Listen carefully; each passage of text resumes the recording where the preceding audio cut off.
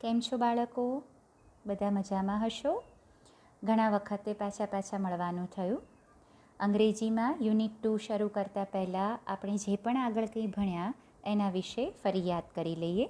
અત્યાર સુધી આપણે અંગ્રેજીમાં 2 પાર્ટ જોયા. એમાં આપણો જે પહેલો પાર્ટ હતો એ ઇંગ્લિશ ગ્રામરનો પાર્ટ હતો અને જેમાં આપણે ડિગ્રીઝ શીખ્યા.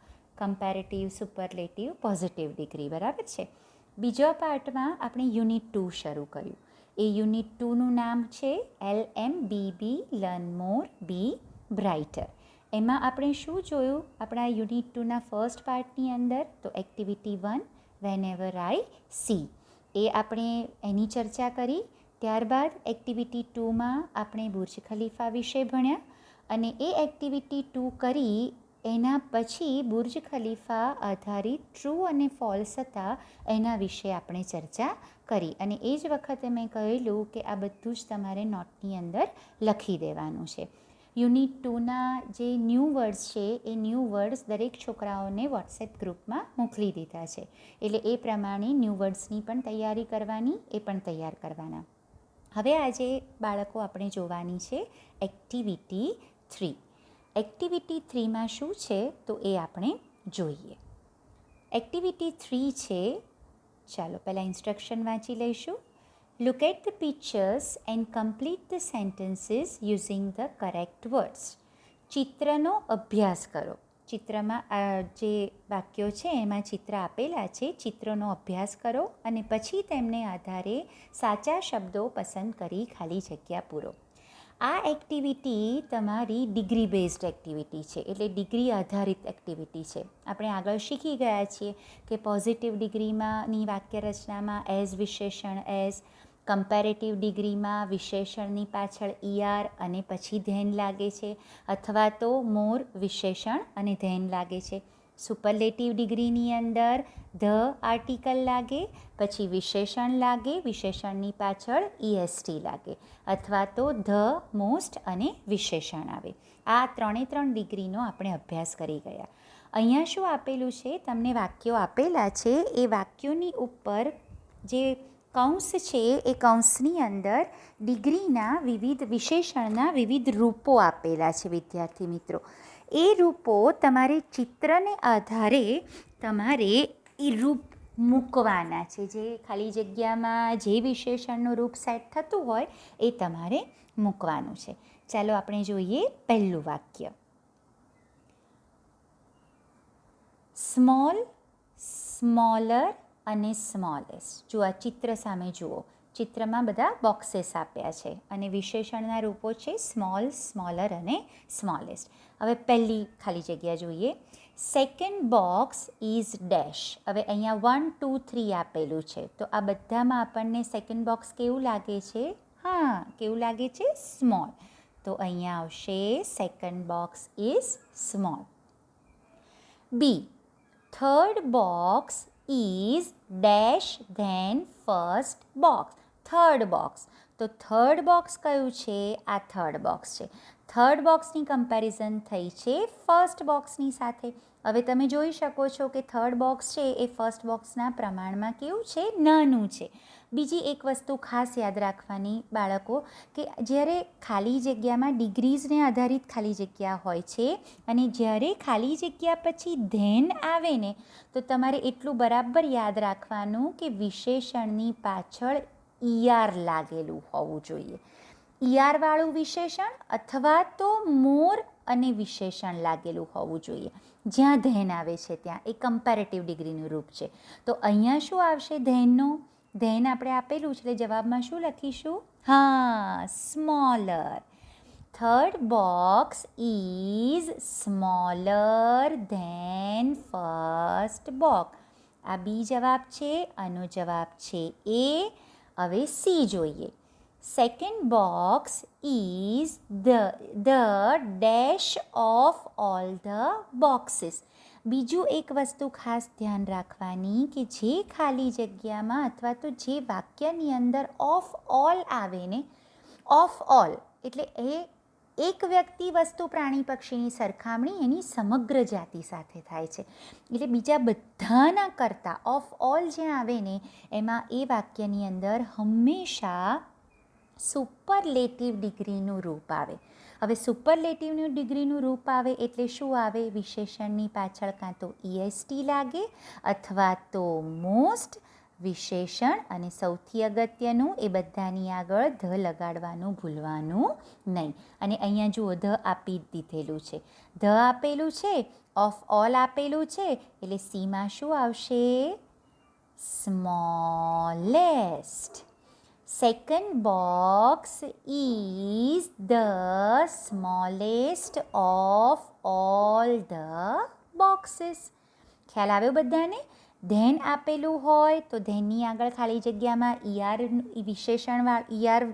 વિશેષણ લાગે, અને એ સિવાય જો વિશેષણની પાછળ ના લાગે તો મોર વિશેષણ લાગે. બીજી એક વસ્તુ કે જે વાક્યની અંદર ધ આપેલું હોય અને ખાલી જગ્યા હોય અને પાછળ ઓફ ઓલ હોય તો હંમેશા સુપરલેટિવ ડિગ્રીનું રૂપ એટલે કે વિશેષણની પાછળ EST લાગે અથવા તો મોસ્ટ વિશેષણ લાગે. પણ એ બધાની આગળ વિશેષણ લગાડતા પહેલાં ધ આપવું જોઈએ. Second box is the smallest of all the boxes. પહેલું આખું વાક્ય આ પ્રમાણે થશે. Second box is small. Third box is smaller than first box. Second box is the smallest of all the boxes. બરાબર? હવે આપણે બીજું જોઈએ. ચાલો. બીજામાં thick, thicker અને thickest છે. thick એટલે જાડું, thicker એટલે એનાથી પણ વધારે જાડું, અને thickest એટલે સૌથી વધુ જાડું. અહીંયા વૃક્ષની સરખામણી કરવાની છે, એટલે આપણે વૃક્ષની સરખામણીમાં આપણે ઘટાદાર શબ્દ પણ થીકના અર્થમાં વાપરી શકીએ છીએ. The apple tree does not have dash trunk. તો આ છે એપલ ટ્રી, આ એપલ ટ્રી છે. બરાબર? આ છે મેંગો ટ્રી, અને આ જે છે એ બનિયાન ટ્રી એટલે કે વડનું ઝાડ. ત્રણેયની સરખામણી છે, apple tree, mango tree and banyan tree. The apple tree does not have dash trunk. તો ચિત્રમાં જુઓ તો અહીંયા થીકની વાત કરી છે, તો બંને વૃક્ષની સરખામણીમાં જે સફરજનનું ઝાડ છે અહીંયા ટ્રંકનો અર્થ થાય છે થડ. જાડું થડ હોતું નથી, સફરજનના ઝાડને જાડું થડ હોતું નથી. તો અહીંયા શું આવશે? એકલું આવશે thick. The apple tree does not have thick trunk. The trunk of the mango tree is dash than the apple tree. ચલો એક શબ્દ એવો છે કે ખબર પડી જ જાય કે અહીંયા વિશેષણનું કયું રૂપ આવે? કયો? બોલો તો. હા, મોટેથી બોલી જ જવાનું. અહીંયા કયો શબ્દ છે? ધેન. તો ધેન એ કયા વિશેષણનું કઈ ડિગ્રીનું રૂપ આવી શકે ધેનની સાથે? તો વિશેષણની પાછળ ER આવે. તો અહીંયા આવશે બીમાં thicker, એમાં આવશે thick. The trunk of the mango tree is thicker than the apple tree. Now the third one. The banyan tree has the dash trunk of all the trees. જો ફરી પાછું આવ્યું છે of all, એટલે superlative ડિગ્રીનું જ રૂપ આવે, અને બીજું આવ્યું છે ધ. હવે અહીંયા કયું આવશે? thickest.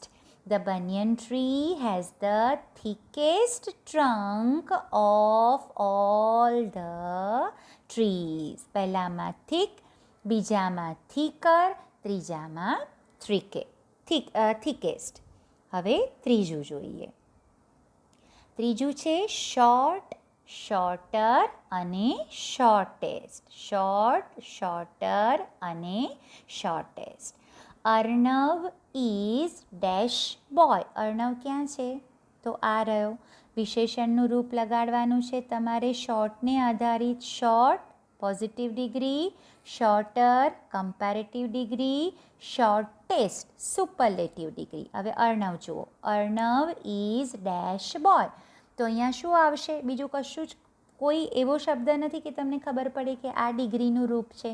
તો અહીંયા Arnav is a short boy. આપણે એ આપેલો નથી પણ આગળ એ લગાડીએ છીએ. Arnav is a short boy.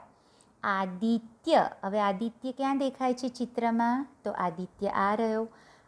Aditya is the dash boy in class.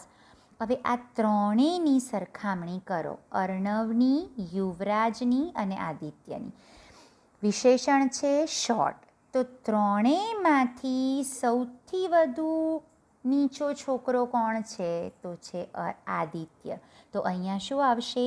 Aditya is the shortest. Aditya સૌથી નીચો છોકરો છે. આદિત્ય વર્ગમાં સૌથી નીચો છોકરો છે.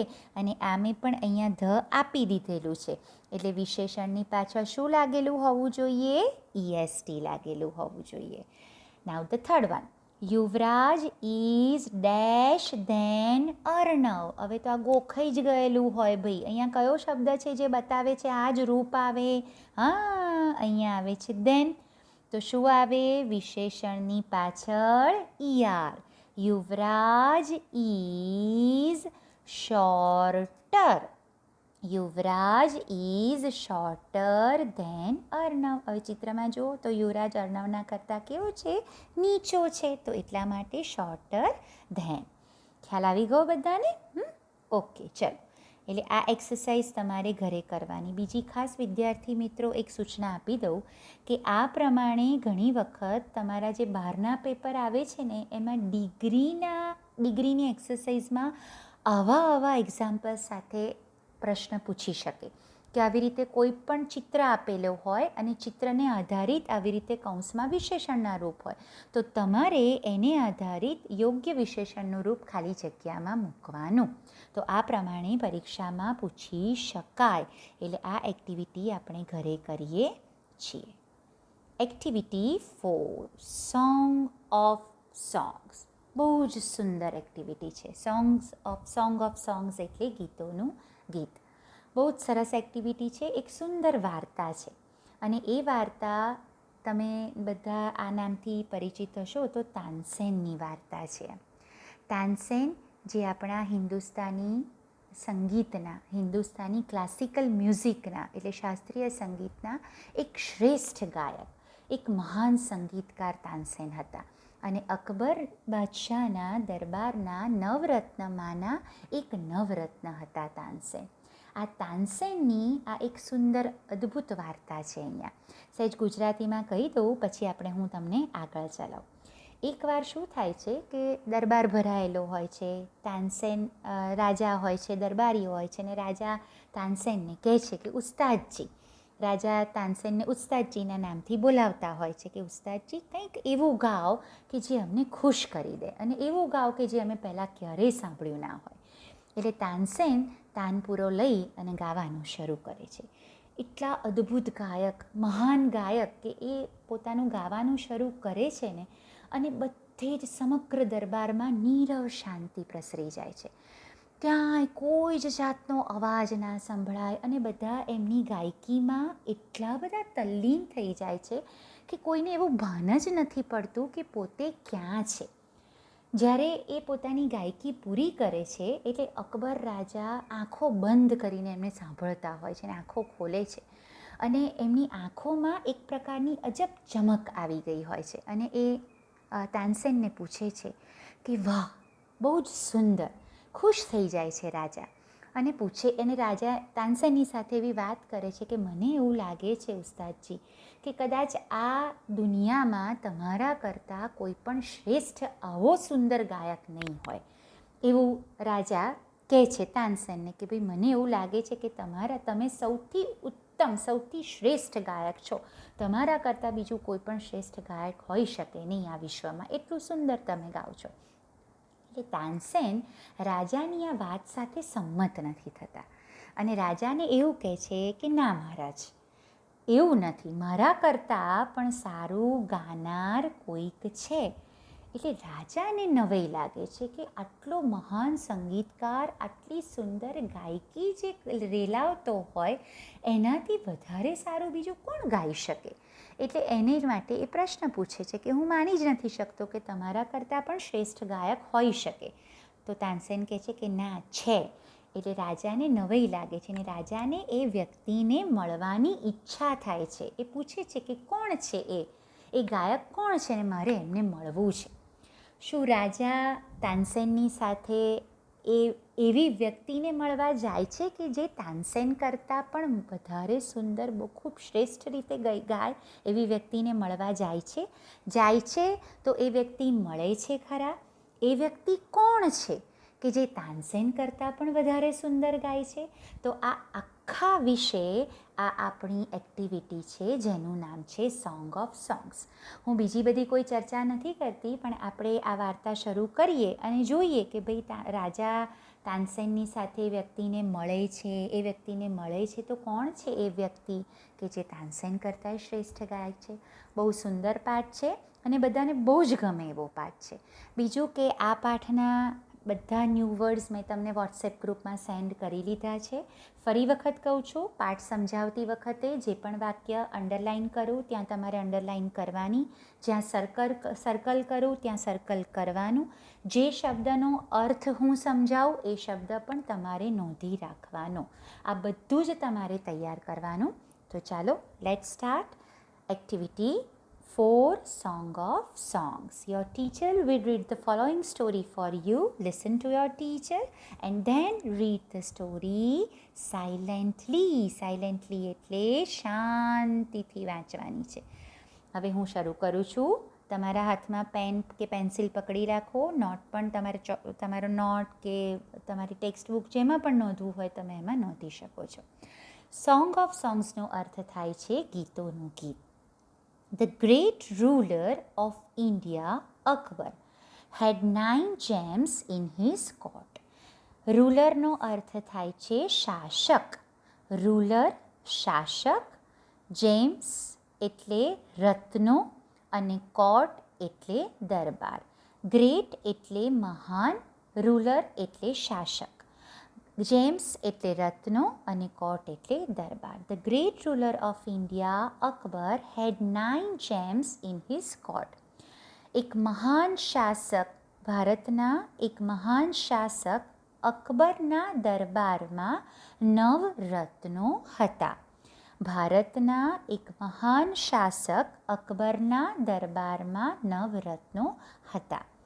The 9 gems were the greatest. કઈ ડિગ્રીનું રૂપ છે? The greatest.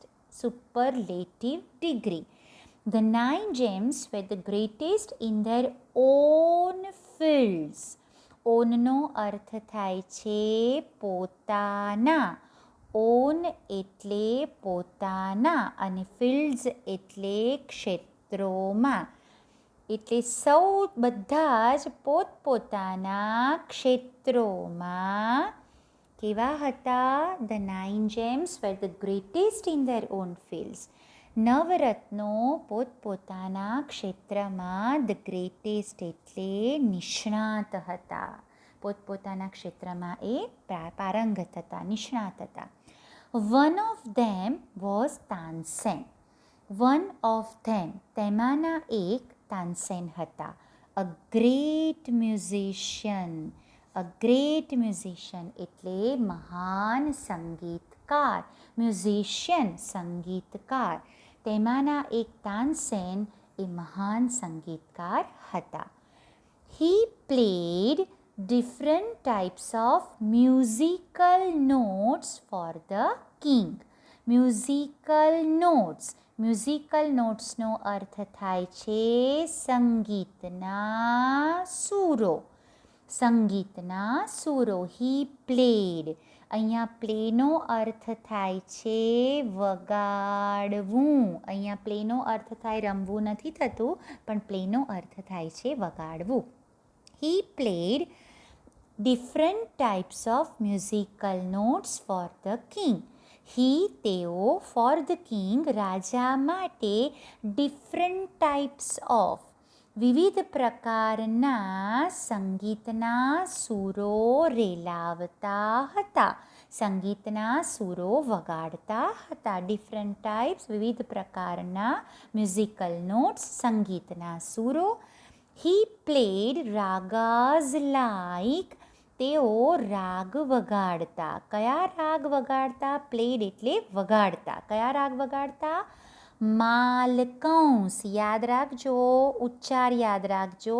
માલકંસ, Deepak, Kedar, Malhar, etcetera. He played ragas like Malkauns, Deepak, Kedar, Malhar, etc. તેઓ માલકંસ, દીપક, કેદાર, મલ્હાર જેવા રાગો, લાઈક એટલે જેવા, રાગાઝ એટલે રાગો વગાડતા. તાનસેન મેડ સમ ઇનોવેશન. ઇનોવેશન યાદ છે? ઇનોવેશન એ શું છે? નાઉન છે. તાનસેન મેડ સમ ઇનોવેશન્સ ઇન મલ્હાર રાગ. તાનસેને મલ્હાર રાગમાં થોડાક ફેરફારો કર્યા. મેડ સમ ઇનોવેશન્સ થોડા ફેરફારો કર્યા. એન્ડ અને ક્રિએટ એનું ભૂતકાળનું રૂપ છે ક્રિએટેડ મિયા મલ્હાર રાગ. તાનસેને મલ્હાર રાગમાં થોડાક ફેરફારો કર્યા અને મિયા મલ્હાર રાગની રચના કરી. સંગીતના 7 સ્વર છે, સારે ગમ પધ ની સા, અને આ 7 સ્વર આધારિત આખું સંગીત રચાયેલું છે. સંગીતમાં અલગ અલગ રાગ છે, એટલે આવી જ રીતના તાનસેન આવા અલગ અલગ રાગ વગાડતા રાજાની સમક્ષ એમણે એક રાગમાં થોડાક ફેરફારો કર્યા. એ રાગ કયો હતો? મલ્હાર રાગ. અને એ મલ્હાર રાગમાં ફેરફાર કરી અને મિયા મલ્હાર રામ નામના રાગની રચના કરી. ખ્યાલ આવ્યો? પહેલો ફકરો તમે ઘણા બધા સવાલો અંદરથી કાઢી શકો તો એક અહીંયા અંડરલાઇન કરવા જેવી છે. The great ruler of India. What was the name of the great ruler of India? તો Akbar was the great ruler of India. પછી બીજો એક સવાલ નીકળશે. How many gems did Akbar have in his court? How many gems did Akbar have in his court? Akbar had 9 gems in his court. એક આ યાદ રાખવાનું, 9 gems અને કોર્ટમાં. The 9 gems were the greatest in their own fields. One of them was Tansen. Who was Tansen? So Tansen was the great musician. Who was a great musician? Tansen was a great musician. What was Tansen? Tansen was the great musician. What did Tansen play? Tansen played different types of musical notes for the king. How did, જો હવે છેલ્લી લીટી છે ને, આ છેલ્લી લીટીમાંથી તમે સવાલ આ રીતે નીકળી શકે છે. How did Tansen create મિયા મલ્હાર રાગ? How did Tansen create મિયા મલ્હાર રાગ? તો એનો જવાબ શું આવશે? Tansen made some innovations in Malhar રાગ and created મિયા મલ્હાર રાગ. બાળકો, થોડીક સમયની પાબંદી છે, એટલે આટલા મોટા પાઠમાંથી હું બહુ જ બધા સવાલો તમારે કાઢવા હોય તો લીટીએ સવાલ નીકળી શકશે, પણ જેટલા સવાલો છે આન્સર ઇન 1 વર્ડ છે એટલું બધું જ લખીને હું તમારા વોટ્સએપ ગ્રુપમાં સેન્ડ કરી દઈશ. એ પ્રમાણે તમે તૈયારી કરજો. ચાલો, પહેલા ફકરામાં બધાને ખબર પડી ગઈ? ઓકે, હવે આગળ. One evening the king was in his court. One evening the king was in his court. એક સાંજે રાજા તેમના દરબારમાં હતા. He said to Tansen. તેમણે તાનસેનને said to એટલે કહ્યું. સેનું ભૂતકાળ છે. તેમણે તાનસેનને કહ્યું, ઉસ્તાદજી. આ એક શબ્દ યાદ રાખવાનો. ઉસ્તાદજી તરીકે કોણ સંબોધાતું હતું? તો ભાઈ Tansen. Tansen was addressed as Ustadji. તો ઉસ્તાદજી કોને માટે કહેવાતું? તાનસેન માટે. He said to Tansen, Ustadji play something new on your tanpura and make us happy.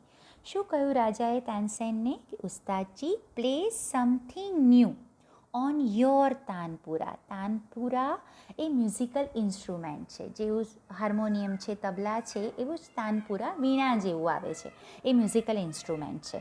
એટલે રાજાએ તાનસેનને કહ્યું કે ઉસ્તાદજી તાનપુરા પર સમથિંગ ન્યૂ, કંઈક નવું પ્લે એટલે વગાડો, કંઈક નવું વગાડો. And make us happy. Make us happy એટલે અમને ખુશ કરી દો. મેક અસ હેપી, અમને ખુશ કરી દો. તાનસેન એગ્રીડ. એગ્રીડ એ ભૂતકાળ છે એગ્રીનું. તાનસેન સહમત થયા. શેનાથી સહમત થયા? તો ભાઈ કંઈક વગાડવા માટે તાનસેન સહમત થયા. હી ટુક હિઝ તાનપુરા. ટુક એ ભૂતકાળ છે ટેકનું. તેમણે તાનપુરો લીધો. હી સ્ટાર્ટેડ ધ રાગ દરબારી. આ એક યાદ રાખવાનું. તેમણે કયું મ્યુઝિકલ ઇન્સ્ટ્રુમેન્ટ વગાડ્યું? તો ભાઈ તાનપુરા. અને એ તાનપુરા પર તેમણે શું ગાવાનું શરૂ કર્યું? તો રાગ દરબારી. હી સ્ટાર્ટેડ ધ રાગ દરબારી. તેમણે રાગ દરબારી શરૂ કર્યો. ધ કોર્ટ બીકમ કામ એન્ડ ક્વાઇટ. કામ એન્ડ ક્વાઇટ એટલે તદ્દન શાંત. કોર્ટ એટલે દરબાર. દરબાર કેવો થઈ ગયો? એકદમ શાંત થઈ ગયો, તદ્દન શાંત થઈ ગયો. બીકેમ એ ભૂતકાળ છે બીકમનું. People forgot everything around them. People forgot. Forgot એ ભૂતકાળ છે ફરગેટનું. ફરગેટ. ફરગેટ એટલે ભૂલી જવું અને ફરગોટ એટલે ભૂલી ગયા. લોકો એવરીથિંગ અરાઉન્ડ ધેમ. અરાઉન્ડ એટલે આસપાસ, ધેમ એટલે તેમની. લોકો તેમની આસપાસનું બધું જ ભૂલી ગયા.